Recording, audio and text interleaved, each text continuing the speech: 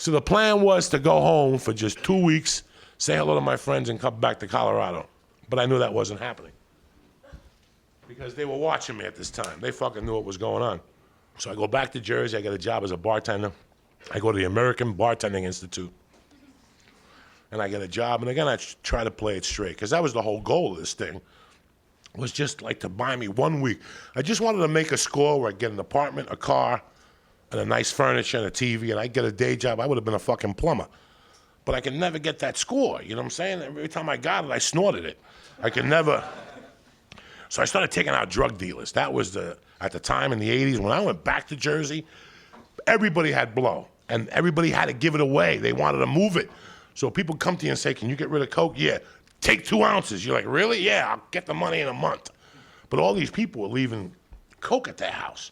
And there was this one kid, when I was about 15 one night, he was a rich kid, like a mafia kid, and he had a Z28. Anybody remember Z28s? I don't know if they still got them. Remember the middle seat has like that fucking bump? And you had to sit like with your ass sideways, because if not, you had a hemorrhoid till you're fucking 90. One night I went out with this kid, Pete, and I didn't really know him, Pete and other friends, and when I was in the middle seat, and as we pull up, he sees his girlfriend, and she was flirting with some other guy, and I'm kind of stoned. I'm in the middle seat, and listen, I'm no karate expert, but I'll fight. You know, I'm not gonna let you fucking get beat up. So I don't know what he's looking at. He runs out and jumps on the guy, and he gets beat the fuck up. You know, he fought some guy that was like 3 years older than him over some girl. By the time I know there's a fight, I get out, and he's getting beat up. It's one-on-one, it's fair. We break it up, we go in the car, he's bleeding. The next day, this motherfucker's telling people I'm a pussy because I didn't stick up for him. I'm like, first of all, you were getting smacked when I was still in the middle fucking aisle. When I was still in the middle seat, you had jumped out of the car, and he threw one punch, the guy just looked at him, the guy bitch slapped him 18 times. I go, I didn't jump in, the other 4 guys in the car. You were fighting them fair and square, but I approached him and I told him this, and he had like an attitude.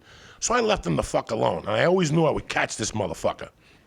I always knew I would catch this motherfucker. Now, the father had left the mother. He lived in a house with his mother and his aunt. His mother worked in the city, and his aunt stayed there all day. She was like, not in a wheelchair, but she just was ubats. She was crazy. She didn't leave the house. And he slept up in the attic. And he comes up to me one day and he goes, dog, I got a bunch of coke, and I'm trying to sell it. And this is my time to get this motherfucker. And my brother at the time, a kid that I was tight with, had bitch slapped him years earlier, so nobody really liked each other. He came to me, and I'm like, this is my time to rob this guy. So I go, nah, I don't know nobody who's got blow, you know, nobody. He goes, yes, you do, whatever. You know who snorts it, you gotta help me. So like 2 days later, I call my buddy, I go, listen, Perry's selling coke. Let's go down there and rob this motherfucker.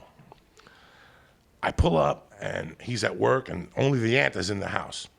I go to the screen door, and I'm a big guy, but at this time I was like 180, 190. I wasn't a big guy, but I'm light fucking on my feet. I could fly through the fucking air, you know what I'm saying? Like, I'm light. So I go into the front door. They didn't close the door. They left the screen door. So I go into the front door. The aunt doesn't hear me. I go all the way up to the attic, and when I walk in, there's a grinder and a box. And I take them both, and I fucking leave. But I had to think this out. I'm like, this motherfucker's gonna come looking for me or one of my friends.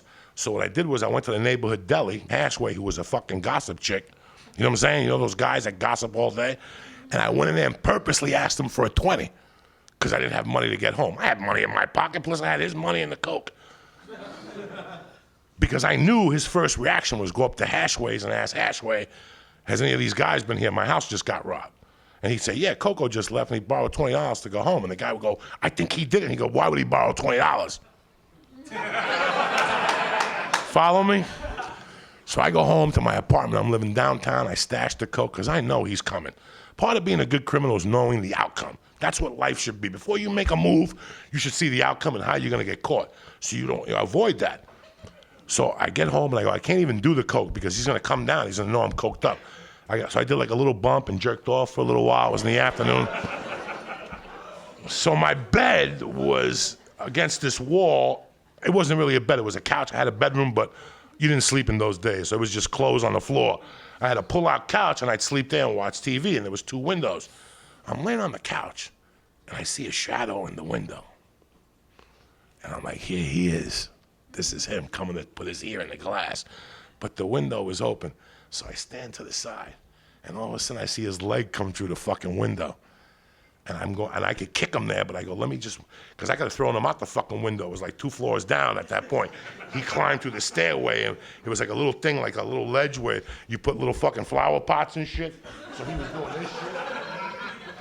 So I could have pushed him off that motherfucker, but, so I waited till he put his leg in my window, and I cocked his fucking arm. And he thing like this, and he went to turn around, and as he turned around, this came right at him. And he fucking went down, and I punched him like 8 times. I go, what the fuck are you doing here, motherfucker? I turned on him. He's like, you robbed my house. I'm like, I didn't rob shit. I've been home all fucking day. I had to borrow $20 from Hashway, you dumb motherfucker. He's like, well, get in the car with me, because my aunt said she seen you, or something. I go, let's go see your fucking aunt. Your aunt's retarded. What are you talking about? Aunt didn't see fucking nobody. She got thick glasses. Who the fuck you gonna see? So we go up there, and the aunt's like, no, that's not him. And he's like, I know it's him. He was pissed, like, I know it's you, motherfucker. I'm like, there's nothing you could do about it, so just fucking drop it. And in those days, that was my revenge on people. Like, my revenge was, really, motherfucker? We're gonna get yours one day. We're gonna rob your ass. Because I hung out with these savages. There was this other guy named Mike, and he sold really good coke, but he was getting $60 a half a gram then. It was 120 a gram. It was 100 everywhere else. This guy wanted 120, and I had a guy who used to give me Sony Trinitrons. I'm taking you motherfuckers old school now. Brand new Sony Trinitrons, and he would give them to me for 60 cash. And they were like 300 at the time. And I would bring them to him, and he'd give me a half a gram of coke, or a little more. So Ozzy Osbourne was playing. This is right after Randy Rhoads dies, right? Ozzy Osbourne's playing the Meadowlands with the other guitar player, and I go, fuck it, let's go down there. I had a Trinitron at the house, and I was waiting for somebody else. I go, fuck it, it's Sunday. We'll take the Trinitron to Mike, and he'll give us a half a gram. At least we'll have some coke for the concert. I take the television over there. You know what this motherfucker says to me? He goes, nah, tonight you're only getting a quarter gram. I go, for a year, we've been bringing you TVs. He goes, no, new rules. I go, Doug, I'm going to see Ozzy Osbourne. Have a little fucking sympathy here, you know what I'm saying? How am I gonna walk in there with a quarter gram with 2 fucking people? And he goes, bro, if you don't like it, go fuck yourself. I said, you know what, take the TV. And on the way out, I said, we're gonna rob this motherfucker. I waited a year to get this hook-faced motherfucker. He's one of those guys that has one of those hooks that goes down off his face like that, right? And I would see him and wave, how you doing? Yeah, and one night we went over there, we were desperate for blows, so we went over there. And we went over, boom, I bought the coke from him. He's like, how you doing? You haven't been whining? I got busy. I go, I gotta pee. He goes, go to the bathroom. When I went to the bathroom, I went to leave the bathroom window open. Because listen, when you're a burglar, rule number 1, hit the bathroom window. It's always open.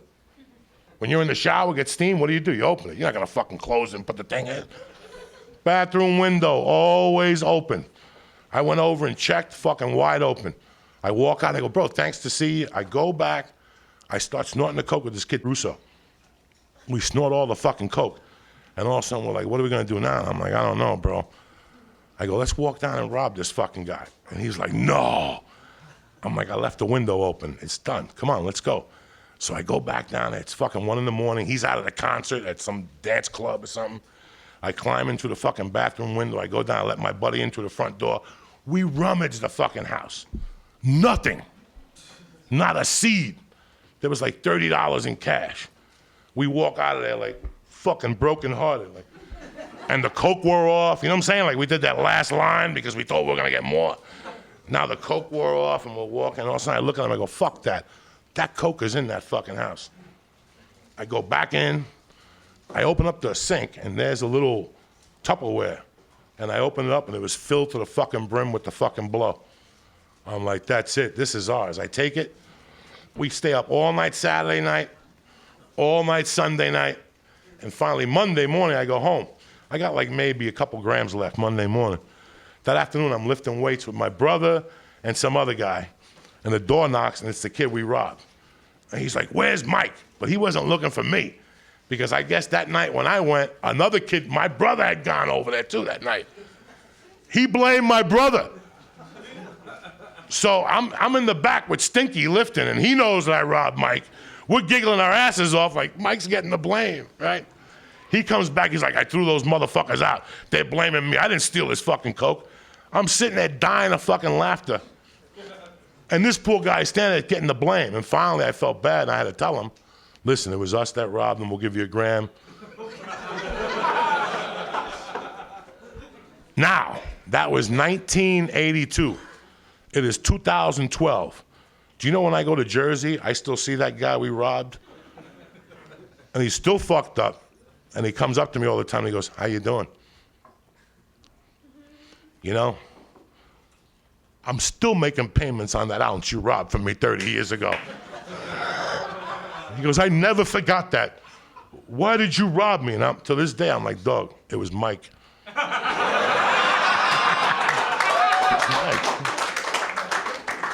You know, because I got blamed for a lot of shit I didn't fucking do, too. That's the other thing. Like, once you have a reputation, they fucking blame you for everything. That's the reason why I left Jersey. That's why I ended up in Colorado. But it's funny because for all that, I'm telling you guys, it was embarrassing. And it's embarrassing for me to tell you guys these stories, but it's like fucking psychotherapy for me right now. Because now I've already got them off my chest, you know?